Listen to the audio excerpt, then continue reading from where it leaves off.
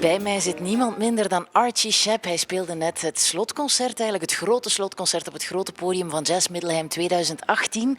Samen met Randy Brecker als special guest speelde hij een tribute aan John Coltrane. Hello, Mr. Shepp. Hello.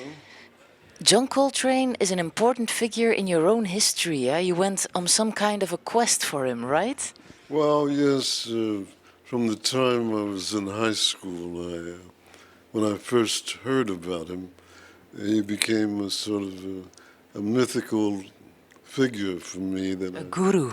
A guru, you could say. But he never, in person, he was never a person who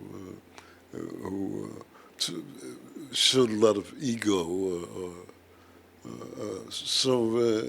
My relationship with him was more like that of an older brother and a younger brother. Yeah. And what was so interesting about his playing with harmonics? Yes, because one of the reasons I found him so fascinating was because as a young man I was trying to play notes above high up on the saxophone. And I heard about this guy named John Coltrane, who lived in Philadelphia, where I lived at the time. And I made it sort of a quest. He became a quest for me, a person. And where did you find him? In New York, working with Thelonious Monk in the 1950s. I didn't meet him when I was a high school student. I was in high school in 1955. I graduated in 55.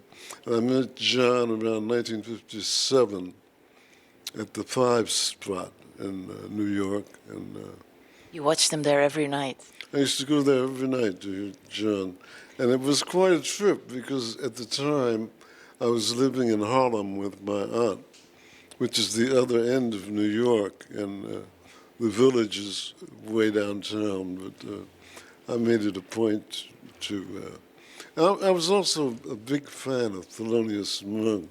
So Hard not to be. yeah, well, like John, he loved Monk as well, and so I learned a great deal from him.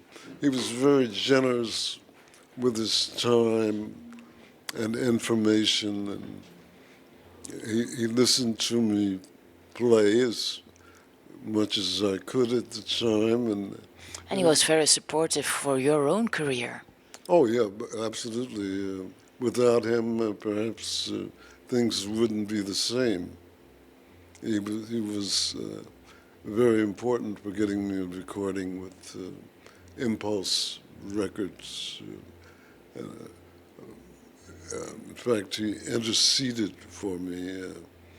I had been trying to reach the producer on the phone for quite a while, Bob Thiel, and every time I called, his secretary either said he was out to lunch, Nobody home. or he'd gone home for the day, you know.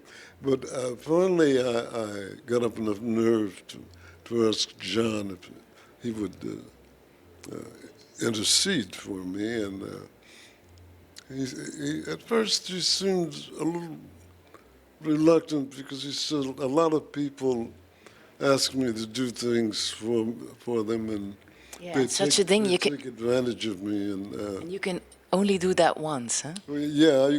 But in this case, I had never done that at all because, for me, my respect for him was quite genuine and quite authentic, whether he had helped me to get a recording or not. But he felt that I was honest, and he spoke to Bob Thiel, and then the next day I called. The secretary said, he's not here, but he'll be back at 3, and he's expecting your call.